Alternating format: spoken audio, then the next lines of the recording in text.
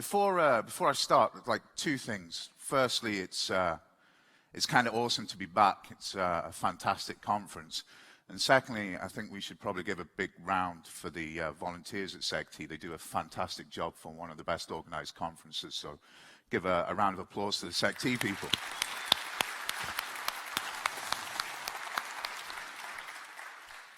Well, this is going to be fun. I'm not doing a technical talk, which is a little bit unusual for me, but I've been, it's kind of like a net politic ethics sort of talk, but I'm talking about the similarities between the Manhattan Project and the global surveillance revelations that our good friend Snowden gave to us, right? So, how many of you have heard of the Manhattan Project? Put your hands up. You have no idea how many people I asked this question to, and they don't put their hands up, which is either they're shy or they have no idea about history, kind of worrying, right? So, as I say, I'm talking about the global surveillance. That's PRISM, as the media likes to report it. It's our good friend. Things are going to change. He was right.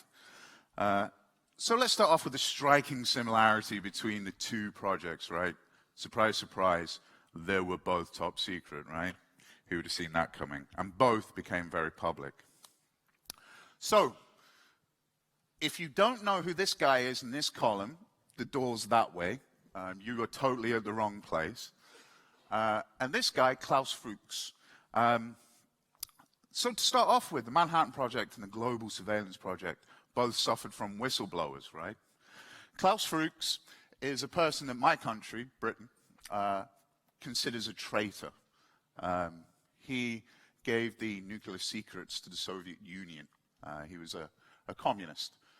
He served 14 years in a British jail for treason and moved to the GDR after and became a teacher. Interestingly enough, much like Snowden, didn't do it for the money. But I kind of want to talk about how did the Manhattan Project start, what kind of made it kick off. And like all great stories, it starts with fear, okay? So just before the beginning of World War II, in Berlin, they managed to split the atom. And anyone with a kind of like a high school grade education in physics realized very, very quickly, oh my God, they can build a bomb. So what happened at the beginning of World War II was a number of scientists from Germany, Jewish scientists from Germany, obviously left. And the two main places to go were the UK and America.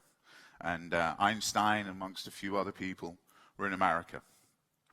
And they write a letter to Roosevelt, basically making the case of why America needs to pursue a nuclear option, why they need to build a nuclear weapon. And basically, it's the good old, they've got a bomb, they've got weapons of mass destruction, they're going to have weapons of mass destruction, they're going to drop it on you, oh my God, Hitler's coming, make a bomb, make a bomb, make a bomb. They've got weapons of mass destruction. We've kind of heard this before, right, recently. You know, to put it into context, I mean, Einstein is as big then as he was now, right? I mean, he wasn't a small name by any stretch of the imagination. So we can imagine what the Americans did straight away. Roosevelt signed off on the Manhattan Project. And probably one of the biggest incidents, one of the biggest projects in history to shape mankind comes out of this. So this is an interesting story. This is a reactor. This is actually the first reactor. This is the interesting bit. These lunatics built it in Chicago. Okay?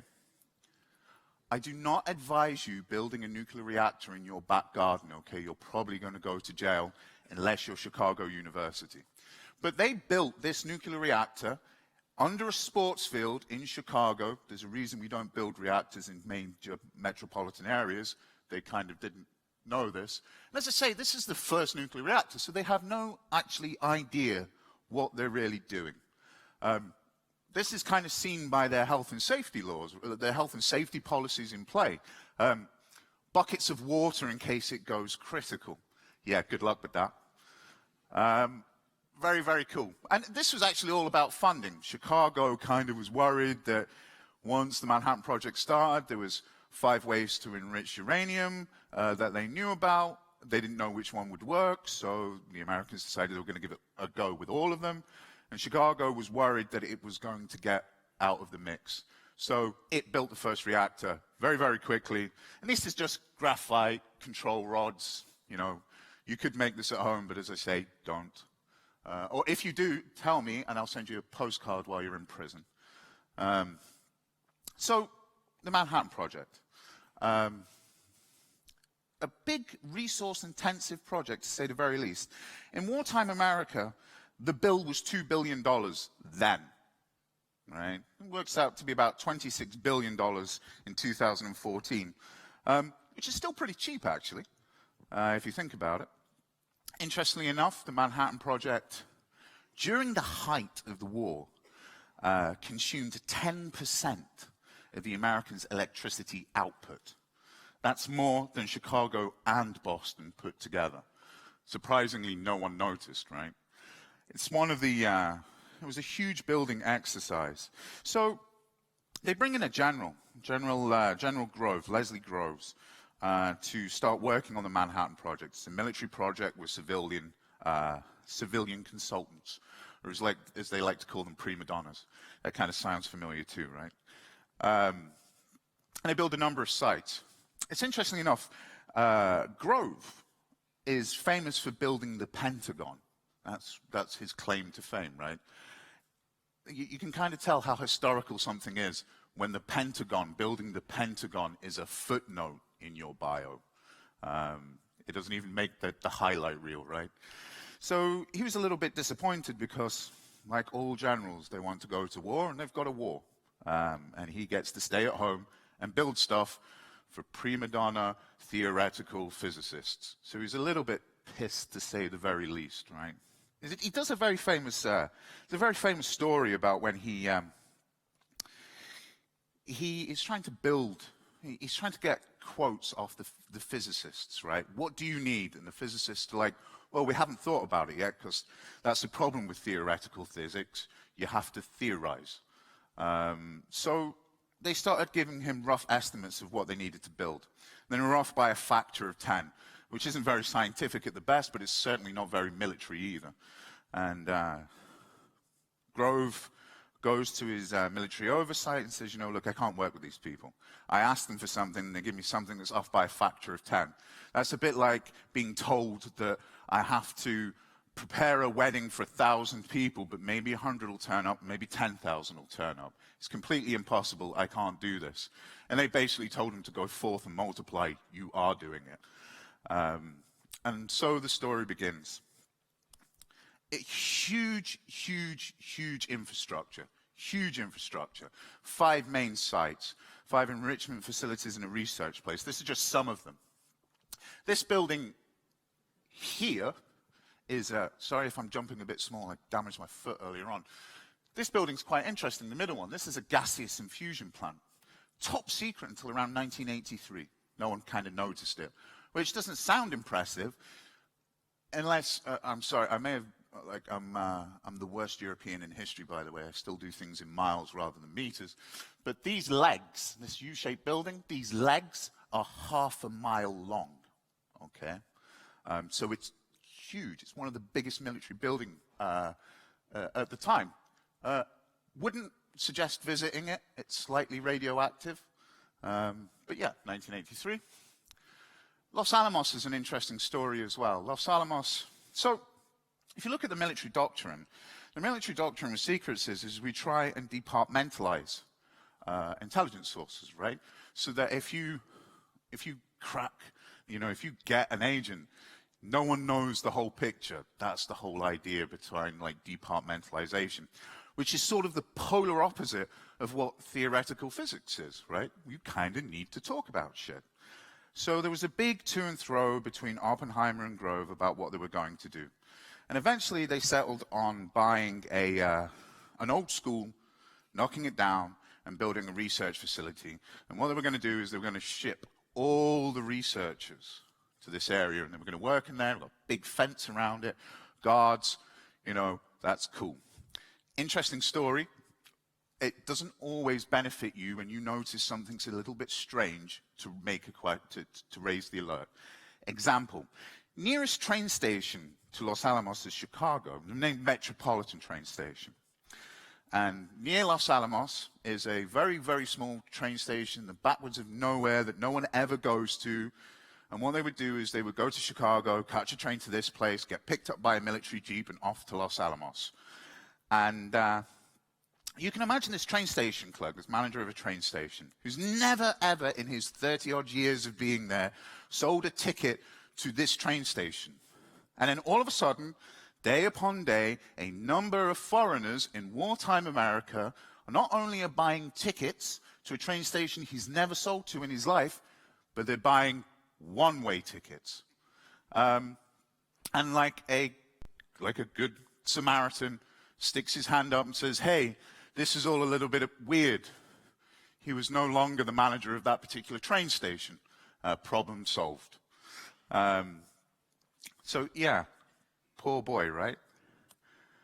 Manhattan Project's interesting. People really realize, very rarely realize, that at its height, the Manhattan Project employed 110,000 people. Okay? That's not a small number. About 1,000 actually knew what they were doing. The plants involved, this is not all of them if you've guessed, right? This is just a few of them. These are the mugshots. They all got them, right? Every single one of them. The infrastructure in place was huge. Like some of these infusion plants, you know, they would have 2 or 3 football fields and teams and baseball teams and shops. And it's very strange for wartime production because normally wartime production goes wheel raw materials in, wheel out product, right? Well, when you're enriching uranium, you wheel in raw material, and then you wheel in raw material, and then you wheel in raw material, and you see nothing, right? So when the Manhattan Project became, this is an interesting story about people and jobs and departmentalization, right? When the bombs became public knowledge and they ended up on, Oppenheimer ended up as Times Man of the Year and all of this shit, right? Everybody had a story about the Manhattan Project, and this was a particularly interesting one. There was a woman that worked in the laundry. It was her military job during the war, and her job was to wave this very weird-looking stick over clothes that they were washing. And if the stick went, she was to get the general. And it turned out that she was first-line decontamination duty, and it was a Geiger counter. And what she was doing was looking for traces of radiation. And she had no idea whatsoever what she was doing, right? I mean, how would you? I mean, you had no context to this, right? It's, the world's just a bigger bang, that's all it was. So if we remember that I started off with saying that we're building a bomb because of the Nazis. We're building a bomb because of Hitler. We're building a bomb because of the Nazis. We're building a bomb because of Hitler. Quick, quick, quick. We're doing this to save the world. 1945 happens. What happens in 1945? Well, the Germans surrender. And, of course, the Manhattan Project hopped on the first available plane and they went, let's go and see what the Germans were up to. And this is what the Germans were up to. This is a reactor that hasn't been built. This is just a hole in the ground. Remember, they had weapons of mass destruction. This, as I said, vaguely familiar, right? They've got weapons of, we've got proof. There we go, that's your proof. I'll talk a little bit about the German project in a little while. It's kind of interesting. But yeah, nothing there. At this point, when you're building a weapon for a particular enemy, it sort of precludes you to think, oh, well, we don't need the enemy, we don't need the weapon anymore. And a bunch of theoretical physicists never had that idea. They just went back to work and kept on building weapons. So rather, they got caught up in the science, right? Trying to find the solutions. Well, the interesting thing at the end of the war is that the US was still at war with Japan. All things are peaceful in Europe, air quotes, but Japan and America are still enemies. So let's talk about the phenomenal story of U-boat 234. If this is probably the best evidence that history has a mean sense of irony, hugely mean sense of irony. This is not an off by one error of anyone that knows like nuclear physics. This is not, it really was called U-234.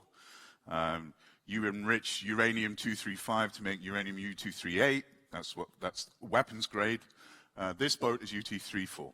And this is the last biggest boat that the Germans have. Okay. It is not a very experienced crew on board because everyone with experience is dead. And they think that they're about to go and make their last stand. The boat gets called back to Germany, they retrofit it, and they turn it into a cargo U-boat. This is a very interesting story because what happens is, during the war, Germany and Japan are obviously allies, right? And towards the end of the war, they've kind of worked out that the Enigma is not all that it cracked up to be, right? They've worked out that maybe the communications channels are slightly broken. So Japan and Germany are swapping communications via U-boat, right? Literally giving someone a message and sending it across. And Japan sent two ambassadors, diplomats, whatever, military personnel as well, to Germany. And their main goal is to convince Hitler directly that Germany's war is lost, but Japan is the one to carry the fight out. And whatever Germany can do to help Japan, it needs to do it now, because otherwise it's all over. And surprisingly, Hitler agrees. And this boat becomes Hitler's evil treasure trove of shit. In this boat, there's a spy plane, there's weapon designs. There is also pretty much all of Germany's U-235 stockpile and their research into nuclear physics. So it wasn't enough to make a bomb by any stretch of the imagination, but Japan had no kind of research in this area, no natural resource of uranium either. So this was kind of like a good starting block, right? So the German sailors have a great story. They're standing on the deck, right? And they're watching these Japanese guys come up, and they've got these boxes, and they're writing U-235 on the side of the boxes. And the German sailors are like, look at these idiots, it's U-234. They had no idea what was going on. So anyway, the boat goes off, and we, the Allies, know that we're not too sure what's on the boat, but we're pretty sure that it's important, that something's going on. So we work out its lane, its shipping lane, and we bomb the shit out of it, right? We, day and night. This boat's good for about 300 meters. They have to bring it down to 900 to escape the depth charges. Anything would have brought this boat down at this point. Luckily enough, they survive. They raise back up to get communication after May the 7th, so they start off before May the 7th. They come up at May the 7th, after May the 7th, they receive the transmission that they've done a great job for their country, but their country has surrendered to the Allied forces, and that they are to fly a black flag on their communications pole and surrender to the first Allied fleet that they come across. And this leaves the skipper of this boat with two daunting tasks. He could ignore the message and become a pirate and a war criminal, or he can surrender. So, for some reason, the German sailors decide that the only people they want to surrender to are the Americans. Have no idea why, but they've decided that the Americans, they're the ones that they want to surrender to. There's a slight problem with that. There happens to be two Japanese ambassadors in their boat who are at war with America. And these two Japanese people, these ambassadors, soldiers and so on and so forth, suddenly went on a boat full of allies, and with one radio transmission later, were on a boat full of enemies. And they had their sidearms relinquished, and they were put into their rooms, ready to be given to the Americans when they surrendered. We can all imagine the story which happens here. The Japanese take their lives, sleeping pills, and the Americans carry on, the Germans carry on as though nothing's happened. It's interesting, there's a Canadian boat slightly closer than the American boat, and the German skipper gives disinformation to Canadians and the right information to the Americans. So he's fucking with one of them, right, and he gets the other one in. And they surrender to the Americans. And basically Oppenheimer's right-hand man turns up when this boat pulls into the U.S. harbor.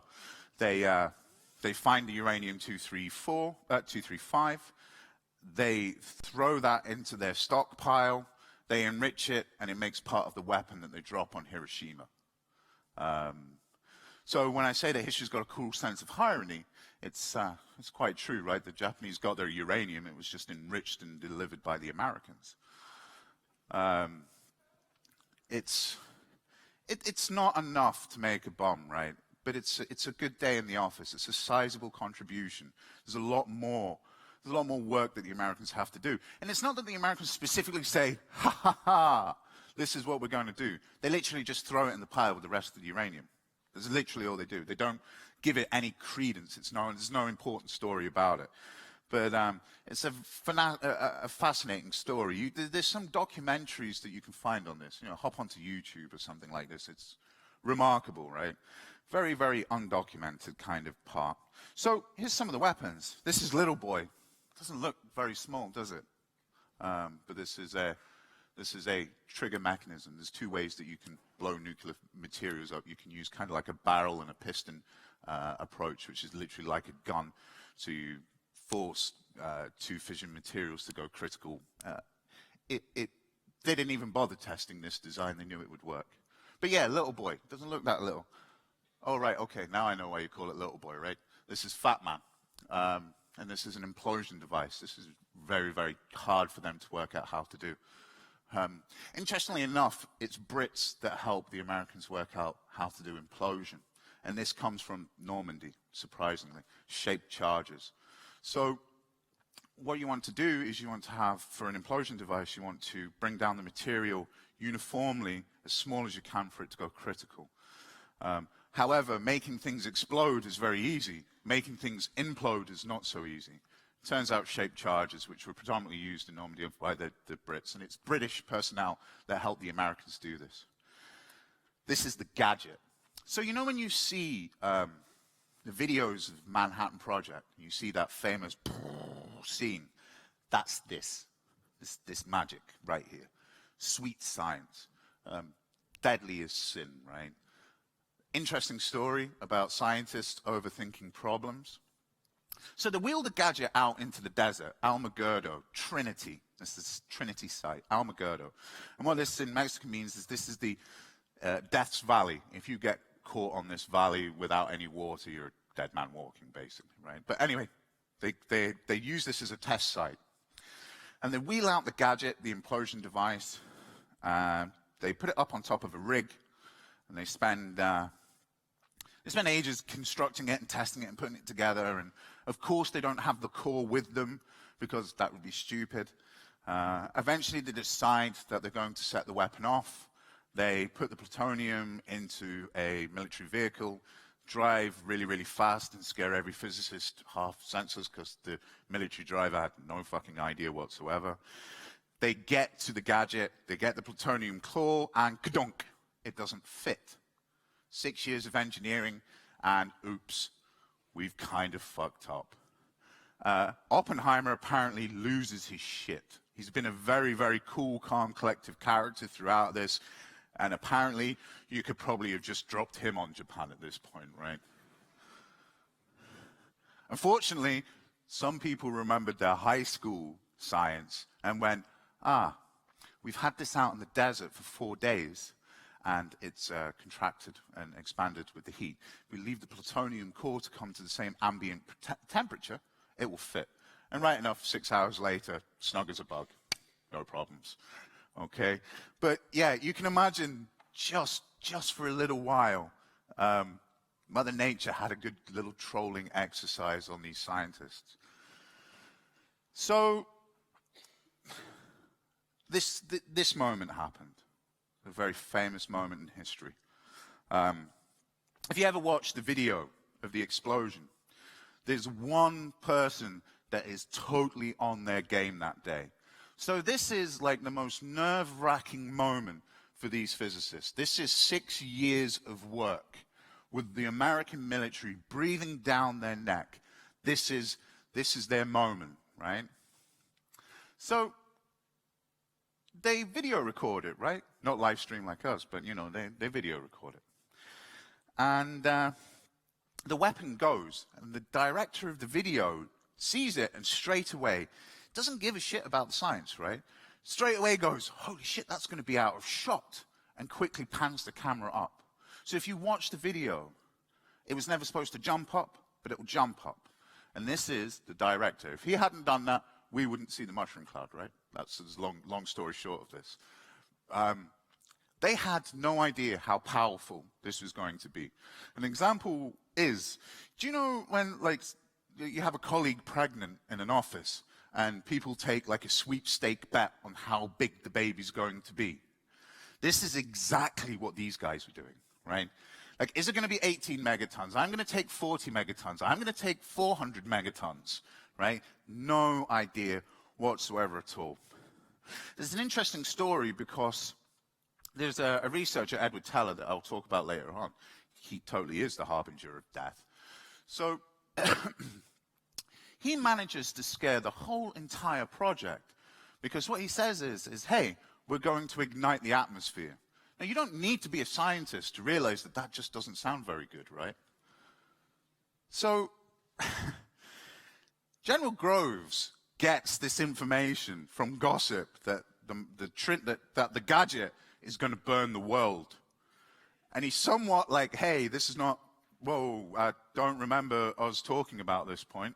And he storms into Oppenheimer's office, and he's like, hey, what's the story?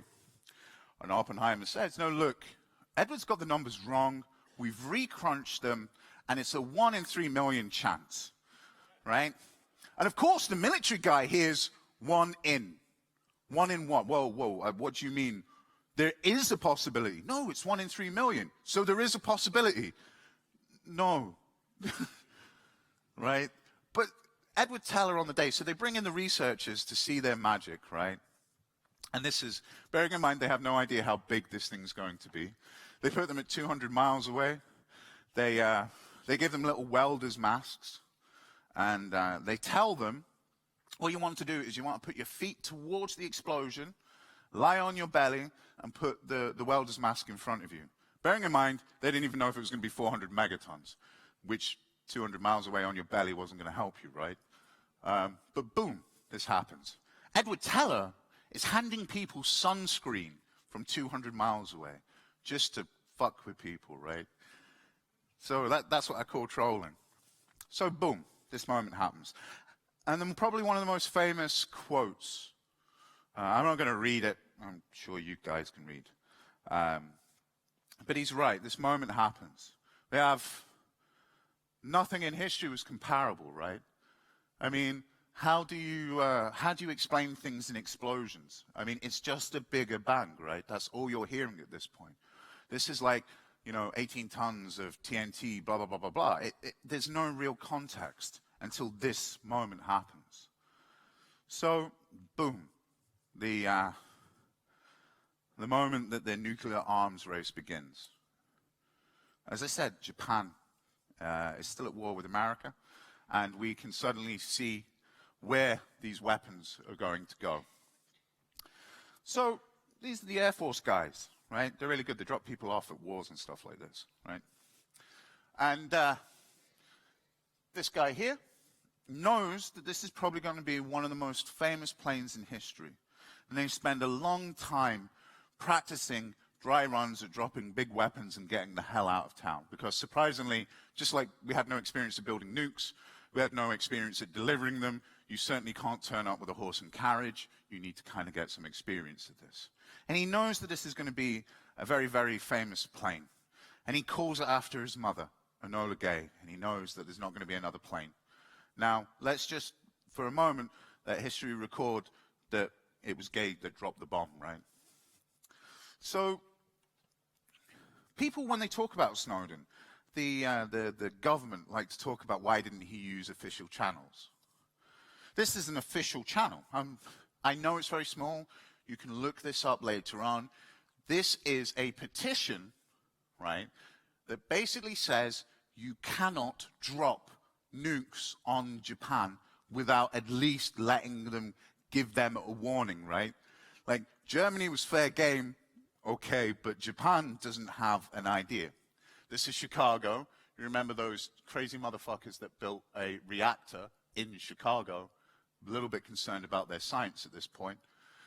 This is the one at Los Alamos that gets halfway through until Oppenheimer himself stops it. And Oppenheimer stops this petition, and a debate happens with the Groves sort of says, okay, look, how about we offer you as scientists a panel to sit down with the U.S. government, with the bombing commission, and you can make your case. And he was thinking that, you know, like most scientists, that if we give him a job, we'll get bored with it eventually and we'll ignore, but that didn't happen. And Oppenheimer makes an argument for pro-bombing Japan without a warning, okay? And what he says is, look, the science is still sketchy.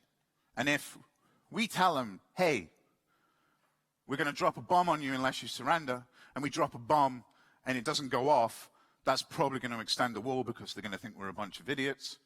And if we have a live demonstration, they're going to think that we've tricked them somehow, right?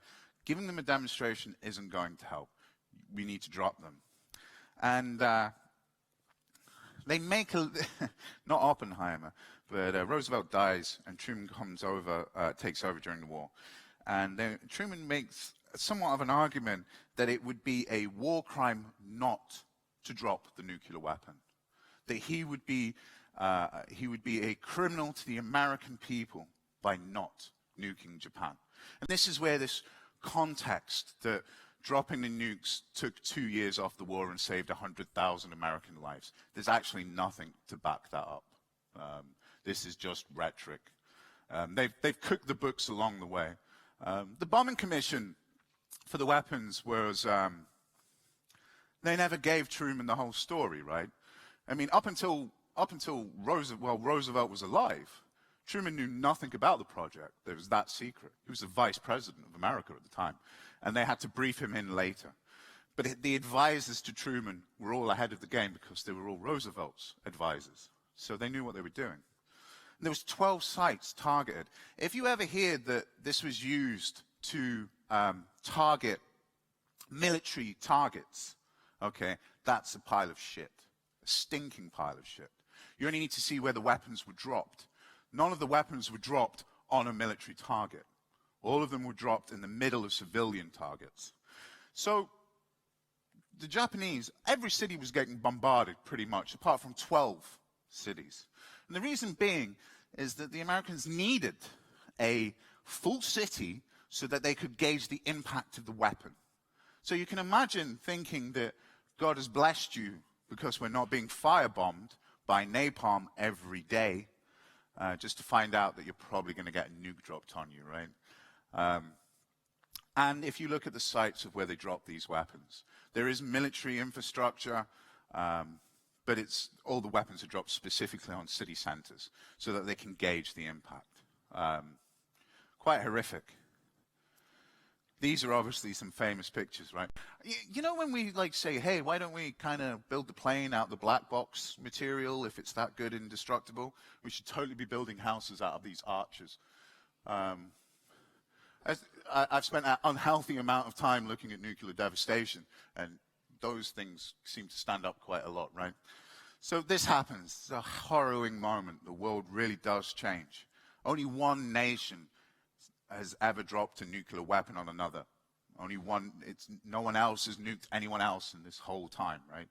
And this has stood the test of time. This is sweet science at play, right? You know, this is the we remembered that they were trying to win a war, but these people paid the price for it, right? So, Starling. Let's talk about Russian intelligence. The Americans presumed that they had 10 years monopoly on the nuclear weapons, because it took them 6 with all of America's resources.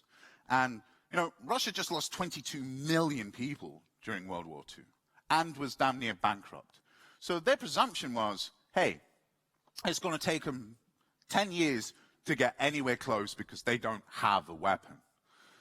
4 years later, Big Joe, they drop a weapon and they test it. This is not anything other than a Russian intelligence win.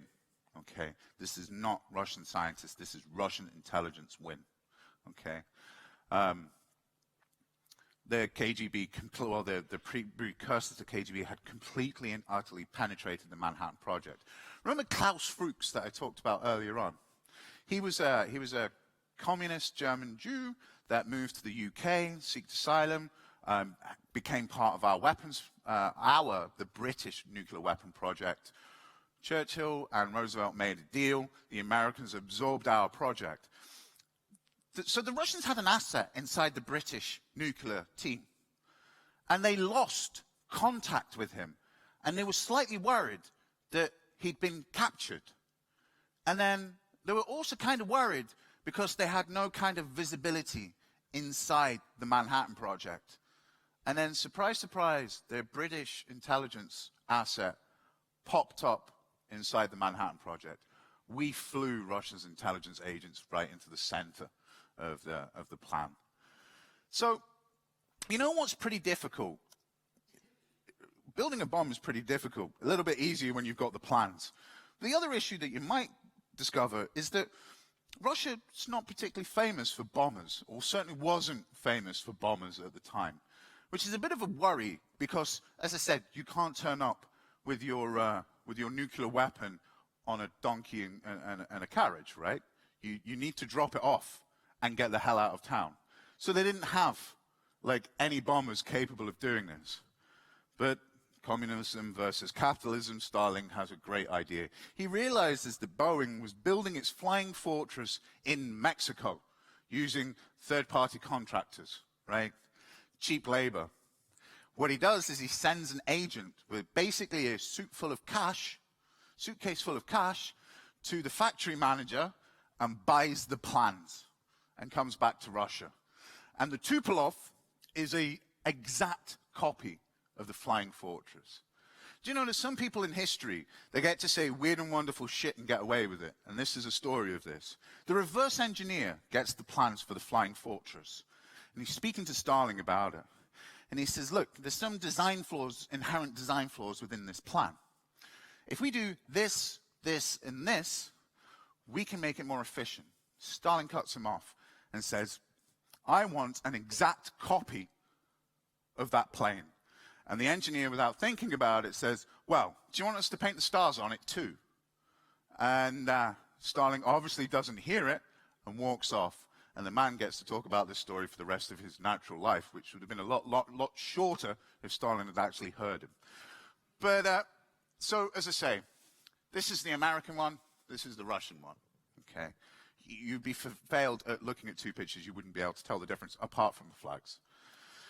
So, as I said, Fuchs was a whistleblower. He's an ideological whistleblower, or an ideological traitor, or an ideological, you know, it isn't about money, okay? As I say, my government sees Klaus Fuchs as a traitor. The Soviet Union saw him as a hero. And he gave, his main goal with giving the Soviet Union the plans was that if America had a monopoly, the world would not be, you know, communism needed it. So he, one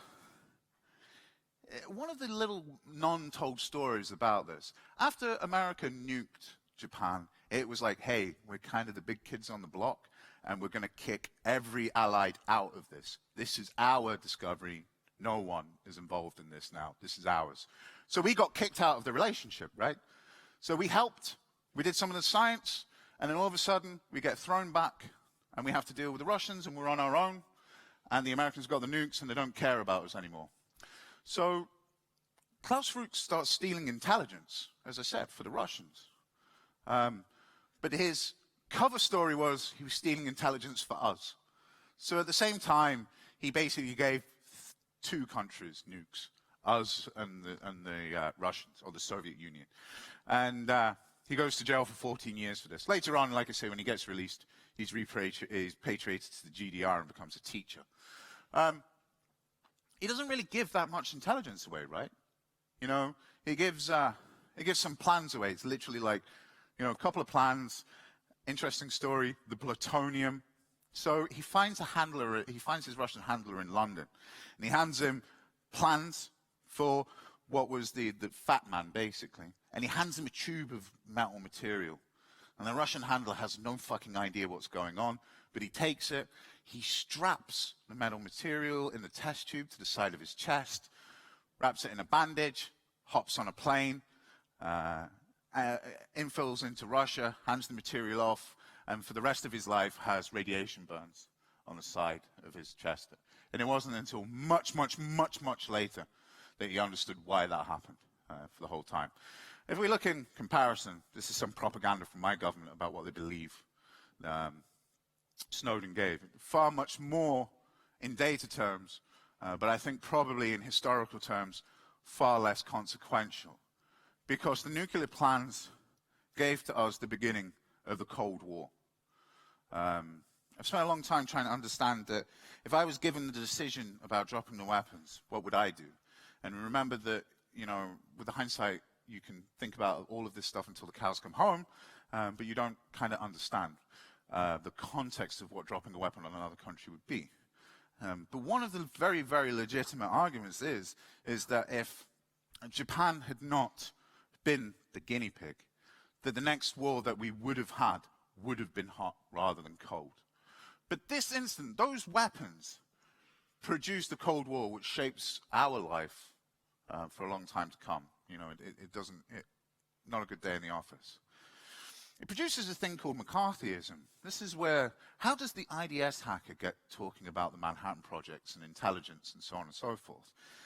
I wrote a blog post about 1.5 years ago about how hacking is the new communism, right, in McCarthyism, right? If you want to silence someone, accuse them of being a hacker. They are a national security threat. Gitmo's calling, right? You know, don't forget your judicial process. You know, McCarthyism is defined by using the judicial process as a punishment, and being accused of a hacker in a lot of ways. Your judicial process is a punishment in its own right, just as Kevin Mitnick, right?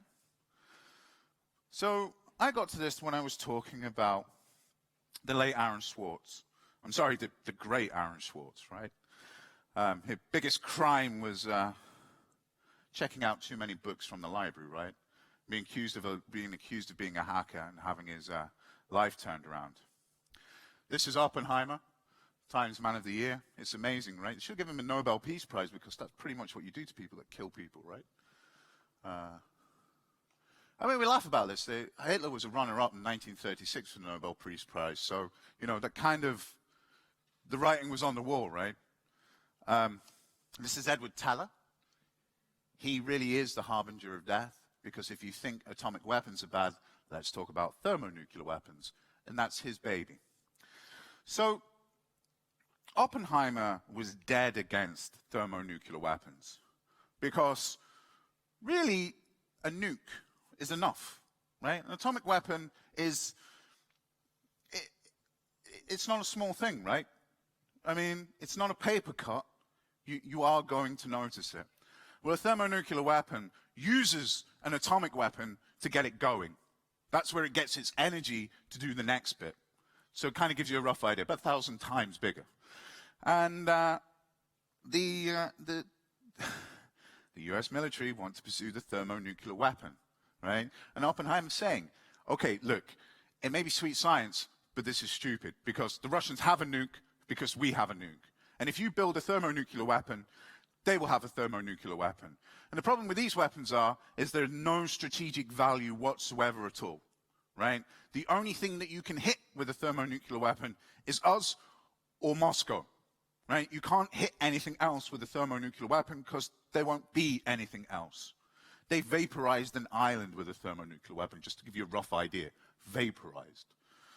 You know, where they test the first thermonuclear weapon doesn't exist anymore. That's how powerful they are. So Oppenheimer is against it. And of course, Oppenheimer is the most famous nuclear man in the world. So if he says no, it's kind of hard to say, no, Oppenheimer, we say yes.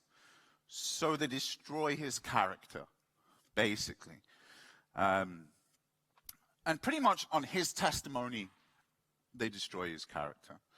And they basically say, he's really a communist, and he's not fit to hold all of our secrets, which is a bit of a problem because he was the guy that thought up all the secrets. So I'm not kind of sure, we've taken your clearance away, but we can't wipe your memory, right? So, the 30th of October, this is a thermonuclear weapon. They're a little bit smaller, far more efficient, and they are game changers. They are horrible. And the arms race begins, right? A new cycle of war begins. You know, everything they said they were doing, you know, everything they said they weren't going to do, they totally are doing. It's another kind of narrative that keeps on getting played out throughout our history. And the next iteration is cyber war, right? We all hear it. These are soldiers in front of computers. That's what cyber war is, right? If you've got drinks, you should need to drink them now. I believe that's the rule, right? An interesting side note. Have you noticed that drone pilots wear flight suits? The one thing they're not doing is flying. It's a drone, right? But yeah, they wear flight suits. And apparently military hackers wear uniforms. So, the arms race. The Russians have a nuke because the Americans have a nuke. The Russians have a thermonuclear weapon because the Americans have a thermonuclear weapon. The Americans have ICBMs because the Russians have ICBMs, and so on and so forth. You know, and then we get to the digital age, our realm where we're there to defend. And this is just one example of the cyber arms race. Drink them if you've got them, right? After the revelations come out about the 0 days from the government, 0 days from the US government, the BND, I'm not saying they were founded by Nazi parties, but just know your history. The BND go back to the Bundestag and ask for 300 million extra in funding to compete with America's purchasing program. Probably need another zero on the end, to be fair. I'm sure there is more governments, more intelligence agencies requesting extra funding from governments, but this is just the one that made the paper. And I live in Germany, so it's a nice narrative for me, right? But yeah, we've already started to see that the tit-for-tat process of what's happening. So Snowden's asked about this, what is this? And I agree with him, okay? I'll stick my hands up to it and say I agree with him that as scientists, as computer scientists, as security scientists, we are we're following the footsteps of our ancestors in somewhat. That we are the theoretical physicists of the modern age. That our research is being used, right? People will use your research, okay? I'm not saying don't research, but what you need to remember is that the stuff that you do has an application. And it doesn't necessarily mean that you get to choose what happens with it. You know, do not forget that metadata kills. Look at your history. Metadata is not safe. You know, this is just another example. You know, if you don't think metadata kills, then there's 2 Apache helicopters that flew into Pakistan for no reason, right? You know, just imagine if the Russians flew 2 attack helicopters into Berlin, right? But yeah, on metadata, that's exactly what happened in Pakistan. So it's important for us to remember that there is a consequence for the research that we do. And I'm not saying don't do security research, but it's not just about partying in the desert anymore. It's not just about drinking and going to after parties and so on and so forth. There is real world applications going on now. We've already had our Trinity moment in security when we pwned the entire cell network for the world just because we wanted to steal some SIM card data. You know, we took integrity away from things. And if you're looking for the narrative, you will find it. You will find examples of security research not being the good guys on the block. You know, let's talk about an American agency protecting American interests, right? Not quite.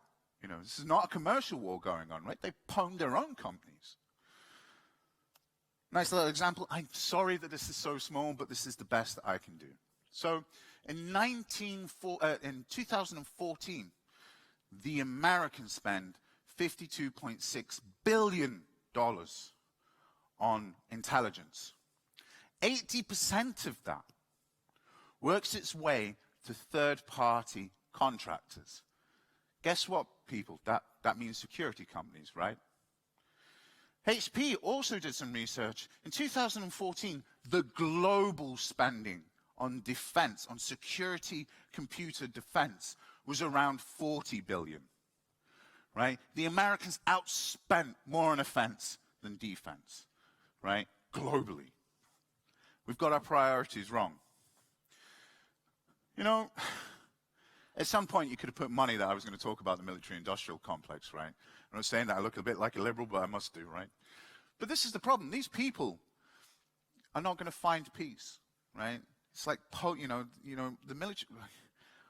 There is a number of weapons manufacturers, right, that are advising the governments about the safety of the world. At what point are they going to turn around and say, hey, see that $50 billion? It's all safe. You can go and spend it on food and hospitals and education. Don't worry. We've bombed everyone that was dangerous, and the world's a good place. It's a bit like polar bears voting for higher carbon emissions, right? How many of you have read 1984? Put your hands up. Read it again today, okay? Because this, +1, right? War is peace. This is exactly where we're at. Do you think we're ever going to see an end? You know, look at the old propaganda. Swap communism for terrorism, and everything that's old will be shiny again, right? This is where we're at. War is peace.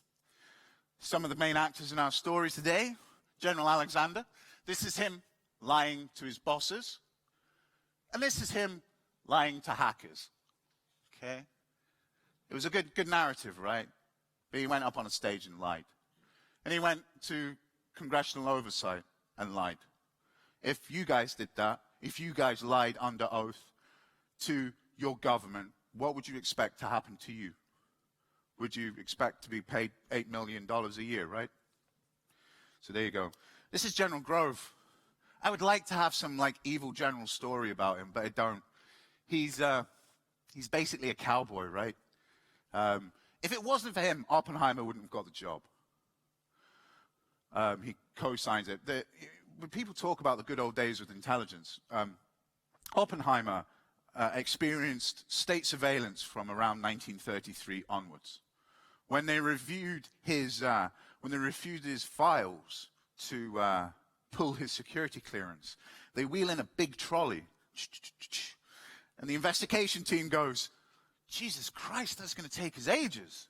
They go, well, there's another 4 outside, and 5 trolleys of intelligence on this guy. When they did his security clearance, when they reviewed his security clearance and took it away from him, General Grove actually stuck up for him. He was in the defense team and said, if you ask me again, would I give him the security intelligence? He's got a little bit of an ego, but he's the great man for helping us defend our country, and we should listen to him. But they ignored him, right? Because what would Oppenheimer know in Grove, right? In the case of like Aaron Swartz and hacking, you know, other people use our research. I keep on saying this. But when it boils down to it, you know, it is going to be a part where 2 + 2 is illegal, right? You know, knowing something is a crime. When I had the benefit, like many of you with the internet, that I could go and learn anything that I wanted. If I wanted to know about something, I could go onto the internet and ask and learn and find out.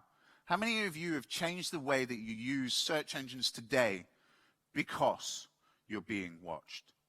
Because of the change in that, right? Our behavior changes because of monitoring. People's behavior changes. Our children are growing up in a world where if they wanted to learn about Al-Qaeda, they couldn't. If they wanted to know what it was all about, that only Rupert Murdoch could tell them. Because if not, they're terrorist threats. Remember, some of the advanced search requirements for ending up on lists was Linux and PGP, right? That's all of you. But in this day and age, right, if you're not on a list, you're totally doing something wrong as well, right? So don't feel too bad for yourself. I feel like a lot of what we see is, if you've ever watched Brave New World, Soma, right? We offer net neutrality, but take away all the media outlets, right? Like, you can have faster Netflix, but you can't have independent media because it's on the second-hand internet that you can't reach anymore because it's too slow. You know, just turn the PlayStation Network off if you want some problems, and back on if you want people to be quiet. And as I say, we share some history with our physicist cousins, and maybe we should concentrate on that as well. I'm not saying don't do scientific research, but you know something? In 20 years' time, are you going to be the guy that wrote better, or the person that wrote better intercept software or better encryption software? You know, that's the choice that you've got today. Are you going to help make weapons, or are you going to help make defense? And I'll leave you with this. I will read this one. Those who can make you believe in absurdities can make you commit atrocities. I think this is a motto for modern day. And that is all from me. I hope you enjoyed it, and I hope you enjoy the rest of your conference. Thank you.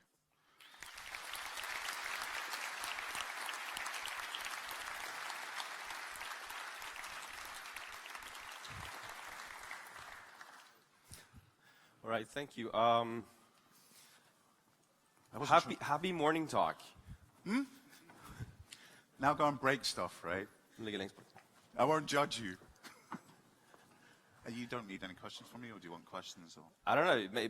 People probably have. Maybe someone has a question. We have microphones that will walk around in the audience. The only thing that I think about is that history always repeats itself. So then there's nothing we really could do about it. So the Russians have a saying that is, if you keep one eye on the past and one eye on the future, you're blind in one eye. And if you keep both eyes on the past, you're blind. Both eyes on the future, you're blind in both. And I think that this is the case. That if you don't learn from your history, you're destined to repeat it, right? These things happen time and time again. Yeah, but we obviously don't learn from history. I think when it comes to governments, you're absolutely right? That, you know, we have the same... Those that are revolutionaries become governments soon enough, right? Might be right. So, any questions from the audience for Finux? There's one at the back there.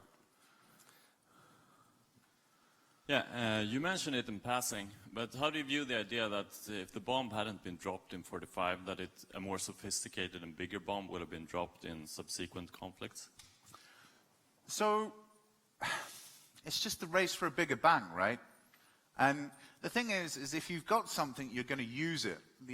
I can only imagine this because, I mean, look at the fact that they dropped a nuke on Japan, a country with no nuclear... They confiscated their beginning project in the ocean, and they dropped it on them. So if they hadn't done it in Japan, imagine what they would have done if the Soviet Union had a nuke. I mean, just look at Cuba, right? You know, the whole issue in Cuba is a beautiful example. The Russians move, the Soviet Union moves weapons to Cuba, right? But yet, when the Americans have weapons in Turkey, you know, this is the start of that narrative that isn't talked about. Cuba, they exactly did the same thing, that's all.